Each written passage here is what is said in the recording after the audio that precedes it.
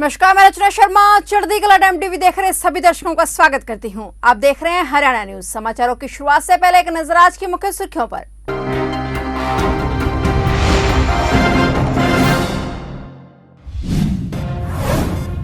मुख्यमंत्री ने की गन्ने के भाव में 10 रुपए प्रति क्विंटल की बढ़ोतरी की घोषणा। 372 रुपए हुआ गन्ने का मूल्य। मुख्यमंत्री मनोहर लाल ने गन्ना किसानों के हित में लिया बड़ा फैसला। गन्ना किसानों ने मुख्यमंत्री मनोहर लाल का किया अभिनंदन। शाहबाद पहुंचने पर गन्ना किसानों ने मुख्यमंत्री का जताया आभार। सजा भुगत रहे कैदियों को गणतंत्र दिवस के अवसर पर सरकार ने दी विशेष छूट। सरकार ने गणतंत्र दिवस पर कम की कैदियों की सजा।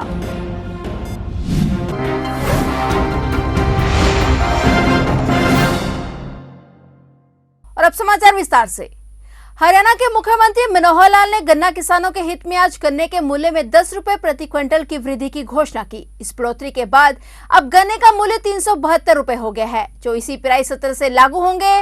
राज्य में गन्ने की मौजूदा कीमत 362 रुपए प्रति क्विंटल है। मुख्यमंत्री मनोहर लाल ने आज बुधवार को अपने निवास स्थान संत कबीर कुटीर पर आयोजित पत्रकार वार्ता को संबोधित करते हुए कहा कि किसानों के हितों की रक्षा राज्य सरकार की सर्वोच्च प्राथमिकता है। मुख्यमंत्री ने किसानों से अपील की है कि चूंकि गन्ने के भाव में वृद्धि की गई है, इसलिए अब किसान गन्ने के मिलों में ले जाना शुरू करें और ताकि मिलें सुचारू रूप से चल सके। उन्होंने कहा कि चीनी की रिकवरी बढ़ाने और मिलों को अतिरिक्त आय के लिए मिलों में एथनॉल और ऊर्जा संयंत्रों की स्थापना के साथ साथ सहकारी चीनी मिलों की क्षमता बढ़ा रहे हैं। और वहीं सीएम ने पटवारियों के लिए किए वेतन वृद्धि पर बताया कि पटवारियों को पे स्केल बढ़ाया गया है और अब उनका वेतन 25,000 से 32,100 रुपए हो गया है। इस बारे में 24 जनवरी को अधिसूचना जारी की जा चुकी है। किसान बंधुओं की गन्ने की जो मिलें शुरू हुई तब से एक मांग चल रही थी कि गन्ने के रेट बढ़ाए जाएं, लेकिन चीनी के रेट बढ़े नहीं हैं और अभी भी 3450 के लगभग चीनी के रेट चल रहे हैं। इसलिए हमारी भी एक कठिनाई है। हम चाहते हैं कि किसान, हमारा प्रदेश हो के किसानों का प्रदेश है, तो किसानों को लाभ ज़्यादा ज़्यादा मिलना चाहिए। देश की सरकार भी ये चीज़ हमेशा सोचती रहती है। इस बार केंद्र सरकार ने भी जो एक नोटिफाई किया है एफआरपी, तो 305 रुपये एफआरपी ये घोषित किया है। ये सारे देश के लिए लागू होता है। जहाँ कहीं सरकारें देती हैं तो वो अपने पास से ही उसको कंपनसेट करती हैं, ज़्यादा देती हैं। अब किसान की चूँकि एक मांग उठी है, तो हमने भी विचार किया कि हम कितना ज़्यादा उसमें और कंपनसेट कर सकते हैं। इसके लिए विधानसभा में मैंने एक कमेटी की घोषणा की थी कि गन्ने के रेट को सुझाव देने के लिए हमारे कृषि मंत्री के अध्यक्षता में कमेटी बनाई जाए। उन्होंने 2-3 बैठकें की हैं। जो किसान प्रतिनिधि हैं उनसे भी बातचीत की है और जो साइंटिस्ट हैं उनसे भी बात की है, कोऑपरेटिव डिपार्टमेंट से बात की, प्राइवेट मिलों से भी बातचीत की। इस निष्कर्ष पर पहुंचे कि भी कुछ ना कुछ हमको ज़रूर बढ़ाना चाहिए, क्योंकि आखिर किसान का भी एक हितैषी बनकर के हमको सोचना होता है कि उसकी भी कीमत जो है बुआई की कुछ ना कुछ तो बढ़ी है। तो इस बात को ध्यान में रखते हुए एक संतुलित एक व्यू लेकर के उन्होंने आज रिपोर्ट दी है कि 370 रुपये और रेट किया जाए, यानी 362 पहले था, 8 रुपये और बढ़ाया जाए। लेकिन फिर स्वयं विचार करते हुए कि 8 रुपये की बजाय एक राउंड फिगर 10 रुपये बढ़ाने का और हमने निर्णय लिया है। अर्थात इस बार 372 रुपया ये रेट होगा, ये आज से, और ये एक प्रकार से घोषणा की है। तो इस वर्ष का जब से मिलें चालू हुई है ये उस पर लागू होगा।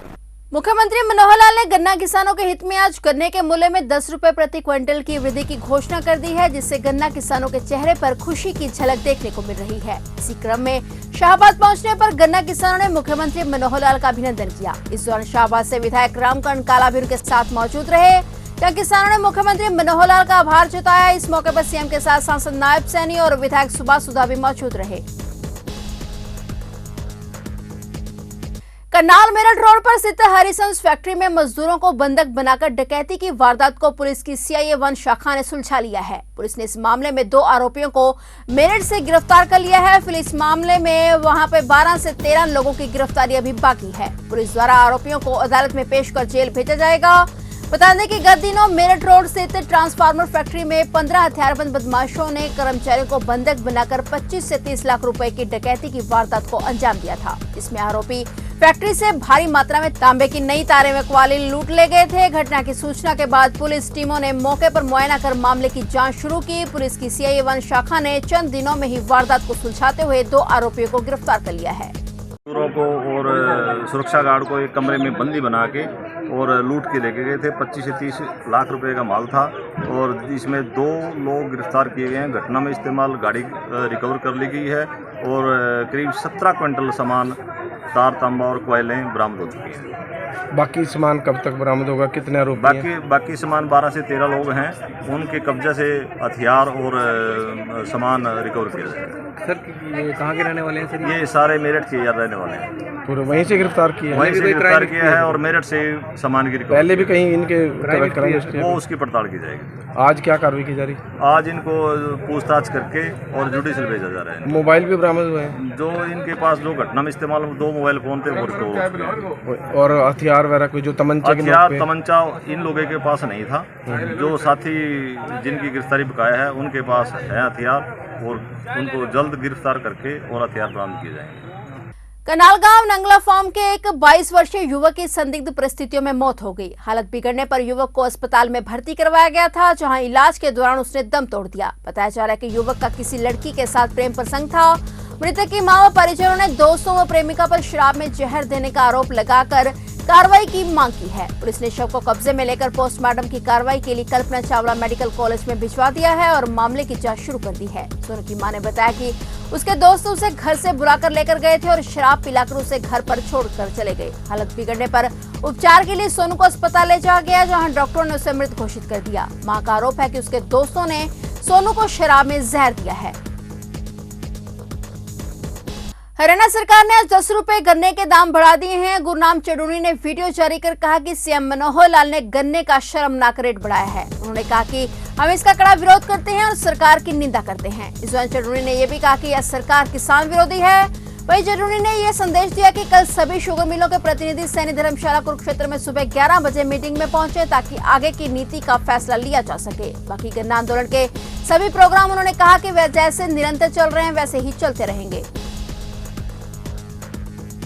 हरियाणा सरकार ने गणतंत्र दिवस के अवसर पर राज्य में आपराधिक अधिकार क्षेत्र के न्यायालयों द्वारा सुनाई गई सजा भुगत रहे कैदियों को विशेष छूट दी है। जेल मंत्री रणजीत सिंह चौटाला ने जानकारी देते हुए बताया कि जिन अपराधियों को आजीवन कारावास 10 वर्ष या इससे अधिक की अवधि की सजा सुनाई गई है उन्हें 90 दिन और जिन अपराधियों को 5 वर्ष से ऊपर और 10 वर्ष से कम की सजा सुनाई गई है उन्हें 60 दिन की छूट दी जाएगी और इसी तरह जिन अपराधियों को 5 साल से कम की सजा सुनाई गई है उन्हें 30 दिन की छूट दी जाएगी। जेल मंत्री रणजीत सिंह ने बताया कि 26 जनवरी को कारागार से पैरोल और फरलो पर आए सभी अपराधियों को यह छूट दी जाएगी, बशर्ते वे अपने निर्धारित समय पर संबंधित कारागार में आत्मसमर्पण करते हैं तो उस स्थिति में कारावास के बचे हुए समय में भी यह छूट दी जाएगी। साथ ही जेल मंत्री ने यह भी बताया कि 14 वर्ष से कम आयु के बच्चों की हत्या और अपहरण, बलात्कार के साथ हत्या, डकैती और लूटपाट, टेररिस्ट और डिसर्टिव एक्टिविटीज के तहत कोई अपराध, एनडीपीएस एक्ट के तहत धारा 32A के तहत सजा काट रहे अपराधियों को छूट नहीं दी जाएगी।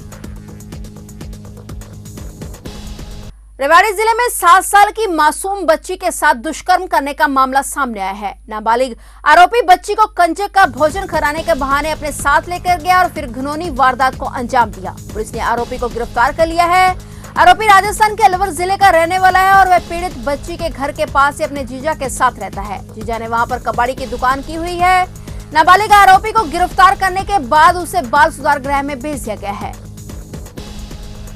चरखी दादरी में आज महम से निर्दलीय विधायक बलराज कुंडू ने प्रेस वार्ता की। बलराज कुंडू नई पार्टी के गठन को लेकर हरियाणा में पद यात्रा करेंगे। नारनौल के नांगल चौधरी से 26 जनवरी को शुरू होने वाली इस पद यात्रा प्रदेश के सभी हलकों से होकर चंडीगढ़ पहुंचेगी और इस दौरान बलराज कुंडू नई पार्टी गठन को लेकर लोगों से राय लेंगे। व्यवस्था परिवर्तन को लेकर पद यात्रा के माध्यम से आगामी विधानसभा का चुनाव लड़ने की भी रूपरेखा तैयार की जाएगी और इस दौरान बलराज कुंडू ने कहा कि उनकी सोच हरियाणा की जनता को नया विकल्प देने की है और इसी मुहिम में जनता की राय से जनप्रतिनिधि को विधानसभा में भेजेंगे। साथ ही नई पार्टी गठन के बाद किसी पार्टी से गठबंधन को लेकर कहा कि राजनीति में कुछ भी संभव है। फिलहाल वह पद यात्रा के माध्यम से व्यवस्था परिवर्तन को लेकर मैदान में उतरेंगे। मैं किसी पर आरोप प्रत्यारोप करने के लिए इस यात्रा को नहीं निकाला। मेरा उद्देश्य इस प्रदेश के लोगों को जागरूक करने का है। प्रदेश का विपक्ष क्या ड्यूटी क्या भूमिका निभा रहा है, इस बात को जो है ना प्रदेश के लोग देख रहे हैं और उसका निर्णय आने वाले समय में देंगे वो उनको। आज लोग जागरूक हैं, बस वो थोड़े घबराए हुए डरे हुए हैं। उनका वो मन, वो डर और उनके अंदर से वो चीज़ें उनको जिंदा करना है। उनको जो है ना उनका ज़मीर जागरूक करके अपने भविष्य के लिए चिंता करो। राजनीतिक लोग चिंता नहीं, उनको खुद को चिंता करनी पड़ेगी और उसको अपने ऐसे प्रतिनिधि, अपने वकील चुनकर भेजनेंगे तो उनके लिए लड़ाई लड़े और उनके हकों की, उनके अनुरूप जो है ना विधानसभा में नीतियां बने ताकि प्रदेश खुशहाल हो सके। गुरु नानक सीनियर सेकेंडरी विद्यालय के जूनियर विंग के प्रांगण में बसंत पंचमी व 74वां गणतंत्र दिवस धूमधाम से मनाया गया और इस अवसर पर छात्रों ने बढ़ चढ़कर भाग लिया। सबसे पहले राष्ट्रभक्ति से संबंधित गीत प्रस्तुत किए गए। इस दिन भारत को गणतंत्र घोषित किया गया। तो ये थे हरियाणा के समाचार और नए समाचारों के साथ फिर से हाजिर होंगे। तब तक के लिए देखते रहिए चढ़ती कला टाइम टीवी।